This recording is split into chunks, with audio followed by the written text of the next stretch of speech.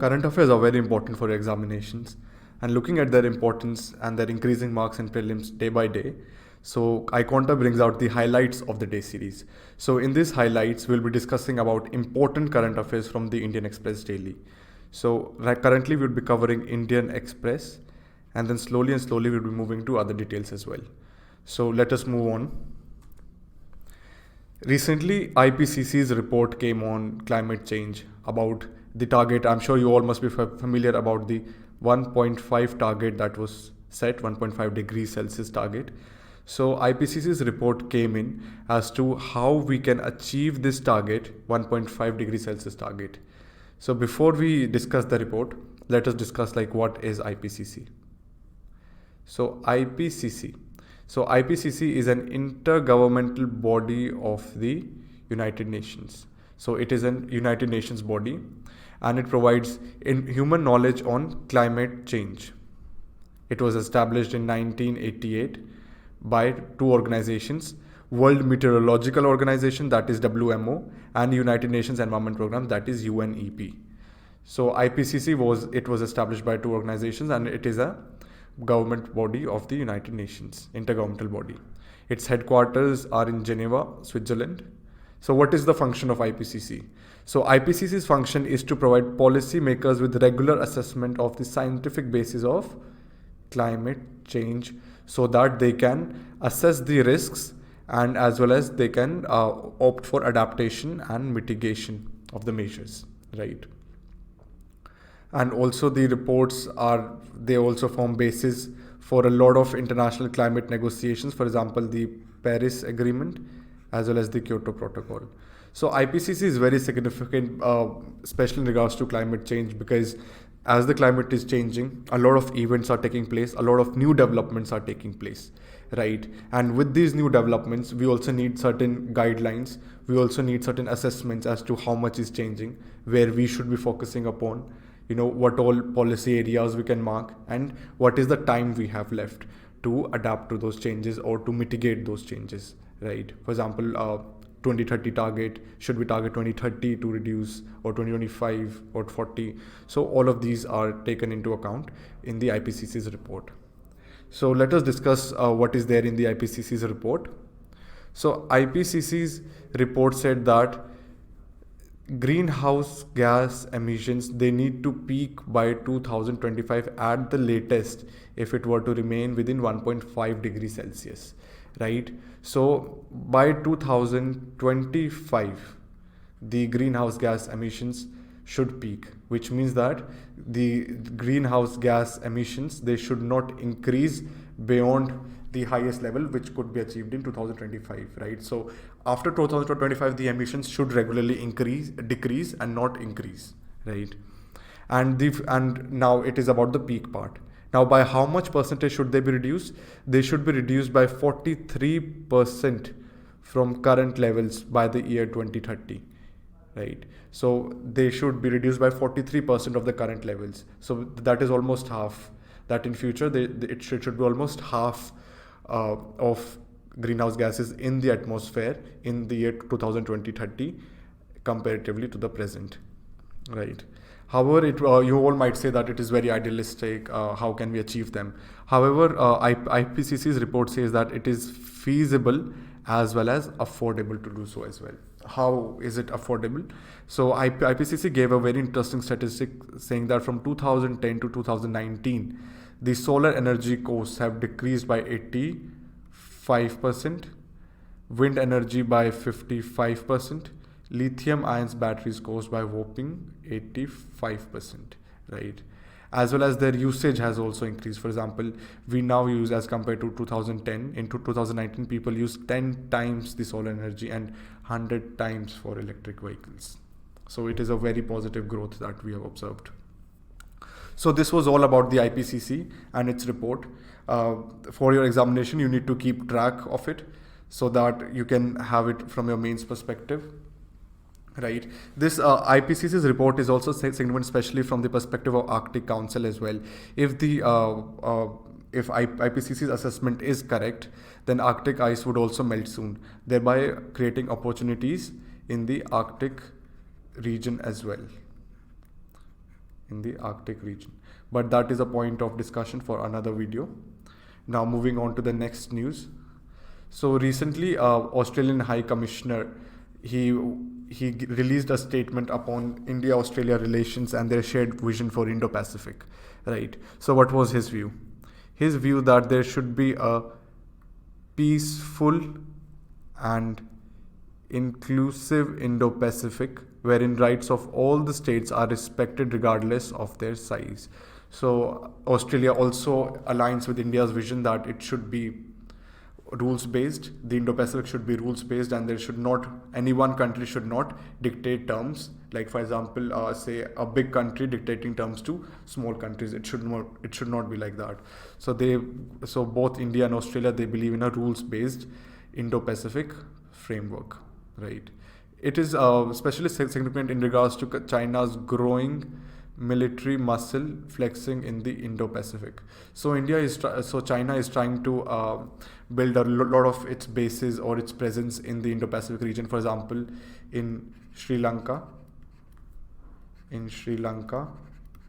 as well as recently last week, China had a security agreement with Solomon Islands. Solomon Islands are very close to Australia. So China went to a security agreement with Solomon Islands wherein they will supply ships, personnel, police to the Solomon Islands, so-called to protect their own investment and Chinese people in the Solomon Islands. So China is actually increasing its footprint in the Indo-Pacific, and in regards to that, it becomes very essential that India and Australia, they become one and they put up a fight, or at least introduce certain changes in the Indo-Pacific, because it would be very significant if any one country would be able to dictate the terms for all these smaller countries as well. There should be an atmosphere of equality, right, of all the countries.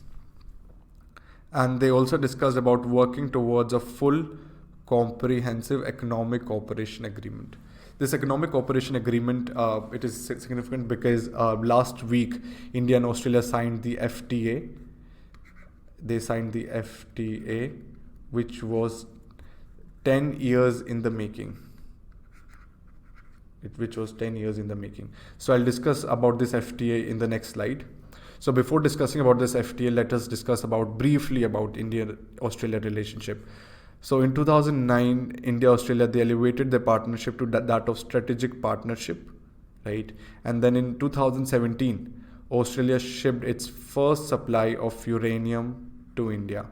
So this is significant because India is the only country to which Australia is supplying uranium, even after not being a member of the NPT, Non-Proliferation Treaty, right? They also have joint naval exercise known as Aussie Index, right? And Australia is an observer of SAARC. This was their relationship in brief. Now moving on. India-Australia FTA, key benefits. So as I had mentioned that FTA was signed. So let us discuss the benefits that were offered in this FTA. Australia is among India's top 15 trading partners, with a trade value of $20 billion. That is very significant. That shows that as the economic interdependence will increase between Australia and India, you will see both of them engaging in more other spheres as well, apart from economic. Through economic, they can have more political alignment as well. Because India, Australia, they do not share a very mutually close relationship. So this trade deal, it could potentially lift the economic cooperation. So through this economic cooperation, their political ties could also improve as well. So let us discuss the import-export area of India-Australia. So as Australian exports are mainly concentrated in raw materials and intermediaries, thereby India would be able to get cheaper raw materials, right, wherein it will make Indian industries more competitive in the world, right, especially in sectors like steel, aluminium, fabric and garments. it is very obvious. If you get raw materials for cheap, you would also be able to sell it for cheap, right? And if you are able to sell it for cheap in the international market, then your trade would increase, and thereby helping India maintain its trade balance, improving its trade balance. So the deal would provide duty-free access in its market to 6,000 broad sectors. So it will provide of India. So what will Australia gain from this? India will give access to 6,000 broad sectors, including textiles, leather, furniture, jewelry, and machinery. For now, agriculture has been kept out of this FTA. India did not include agriculture product like wheat, rice, etc. in the purview of this. That is a part of future discussion. So that was not signed in this FTA. So these are the main sectors in which India would be allowing Australia access to, and this is the benefit that Australia will offer to India. Now, the next important news article from today's news is fuel for the future. Fuel for the future. It talks about green hydrogen, but before this article talks about green hydrogen, it lays down certain challenges with renewable energy. So what are the challenges with renewable energy? The main challenge is that battery technology. It cannot store electricity generated through renewable energy at a grid scale. So the main issue with renewable energy that you cannot store it in large amounts and transfer it to a large grid, right? It needs to be used more quickly. You can't store it for long enough. So that is one disadvantage of it. And the second disadvantage is financial viability. It is, although the costs have come down significantly, it is still very expensive because the coal-based power is cheapest form of power, and it is very hard for green energy to replace it. It can happen slowly, but it will take time. And also in regards to introduction of electric vehicles.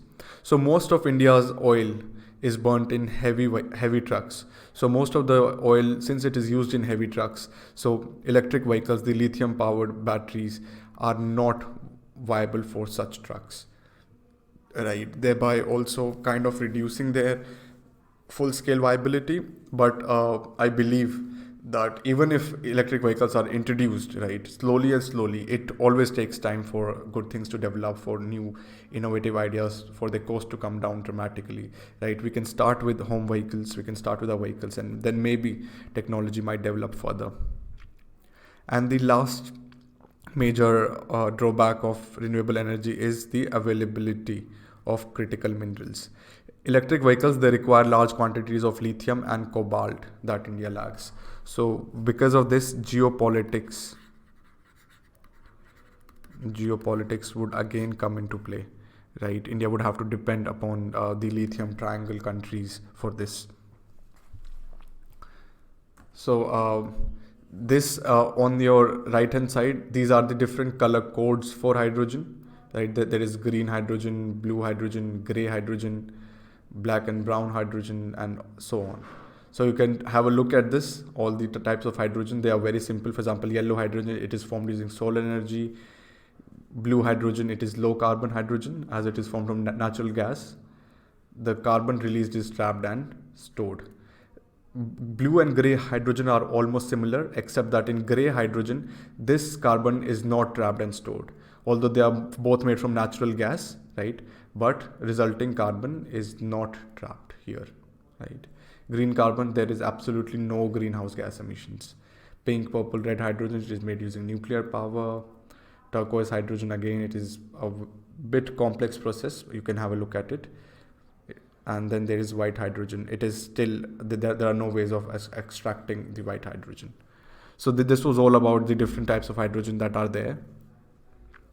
India uses gray hydrogen, this gray hydrogen, in its petroleum refining and fertilizer industries, right? So the article gives a very good suggestion that since green hydrogen that releases no greenhouse gas emissions, it is beneficial. However, it is also expensive. So to create the initial demand, right, for the green hydrogen, you can mix gray with green hydrogen for these industries, right? This will help generate the initial demand from green hydrogen, and maybe after that the infrastructure can be built. And also, what is hydrogen? Hydrogen fuel is a zero emission fuel burnt with oxygen. It can be used either in fuel cells or internal combustion engines, right? It can also be used as a fuel for spacecraft propulsion. So it has got very diverse uses. You can use it in a fuel cell or the ICE or in the spacecraft propulsion. So now moving on to the next important article. Recently, a criminal procedure identification bill was tabled. This bill, as you know, that there's a lot of debate which goes upon data privacy, right? Especially in regards to Puttaswamy judgment as well. So, however, this bill seems to invade privacy, right? As it regulates police can gather data from convicted or suspected criminals. However, there is very weak data protection framework in India. For example, if police were to collect data, earlier the data used to be limited only to the basic footprints, including iris and retina scans, right? To basic footprints. But now the police can also collect data of the iris and retina scans, behavioral attributes, as well as the biological samples. So this biological samples, it is a very broad term that shows that police can actually collect a range of samples. And these range of samples, they can stay up to 75 years with NCRB, National Crime Records Bureau. They can stay up to 75 years with it, right? And so these data can be used against them at a later date. And since police can now collect a range of data, it can be used to identify them even in future, right? However, there are various doubts as if what if the person is innocent and his or her data was collected, and what if it can be used to hinder his privacy or her privacy, right? Because the Data Protection Authority, that was envisaged to be under PDPB, right? So it is also very weak because it is not completely independent. It is still under government control to some extent. So this was a kind of concern that was raised with this criminal procedure identification bill. However, for your exam, you need not do it unless it is passed by both the houses and assented to by the president. But it is an interesting debate that is evolving. You can mention this as part of your answers regarding data privacy.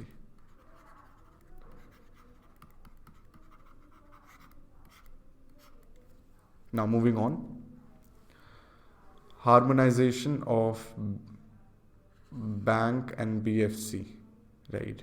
So a lot of mergers are taking place, and now a new merger is taking place. So before discussing about the mergers, why are mergers taking place? So what are the benefits that mergers have? So the benefits include that small banks can gain access to innovative products and services of the larger banks. Right, they will be able to tap onto the talent of the larger banks, thereby increasing the efficiency of smaller banks. The volume of interbank transactions will come down, thereby saving considerable time in clearing of accounts. Right, very obvious. Right, the size of each business entity is expected to add strength to the Indian banking system. So if you have large banks, they would be able to give more credit at a cheaper rate. Right. So through this, it can add strength to the banking system in general as well in India. Now, so these are the benefits. Now, what are the challenges that are there? So as you know, there are different organizations, different banks have different cultures. So there could be a potential clash of different organizational cultures as well, right?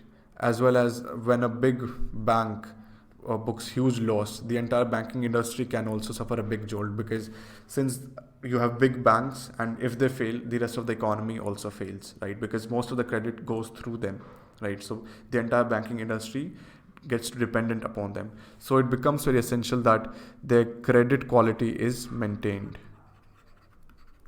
Their credit quality is maintained. Right. And also as well as problems to adjust top leadership in institutions. For example, if two banks are merging, how will you adjust the top leadership of both the banks? That also becomes an issue. Now, what are the key committees that are there? There is Narsimhan Committee. It was constituted 2 times. There is Khan Committee, and there is also Verma Committee. These are the committees that are associated with the bank merger. Now moving on. This is the final article that is important from today's news. Trade deficit at new high. So trade is all around. Always you see a new about different balance of payments, about trade, about current account, capital account, all of them. So right, it becomes important that you understand India's trade composition. So here you can see India's list of top trading partners. Number one is USA, then China, then UAE, and then so on. And top imports of India. So India imports the maximum import values of crude petroleum, then gold, then coal, then diamonds, then petroleum gas, right? And it imports from China, the highest, and then US, and then so on. So what is the export? This was about imports. Now this is about exports. So the top exports of India are refined petroleum. So India imports crude petroleum and exports refined petroleum. So here India is very good at it. And then it also packaged medicaments like medicines and all of them, diamonds, rice and jewelry. And it mainly exports to US, the highest, and then China. So US and China, they are very strong and significant trading partners of India. The economic dependence upon both of them is very high of India. However, if you see that India imports very high from China. In United States, it is $26 billion, whereas with China, it is $64 billion. That is a very huge amount. So compared with India's other trading partners, China imports from China are very high. So this could potentially lead to more challenges with India when it comes to have another conflict with China. What if China decides to raise prices on all of them, right? So that could become an issue. So this was all from today's articles that was important. I have tried to cover up basic details that you need to do. Let me know in the comments if you have any other suggestion or if you have got any other doubt that you must be covering. For the current affairs, you need to know that you need not only do what is written, you also need to know what is around them. For example, say a few days back, there was news about BIMSTEC. Right, there was an editorial. You need not only do the editorial of BIMSTEC, you also need to know the history of BIMSTEC, about any recent developments of BIMSTEC and all of them. So with this series, I aim that I give such concepts to you, right? You know, for example, if there's an issue that is covered, I'll try to cover the surrounding areas of that issue as well, so that you can comprehensively cover your preparation. So thank you for joining me. It was nice with you all. I'll come up with future sessions. See you all tomorrow. Thank you so much for joining.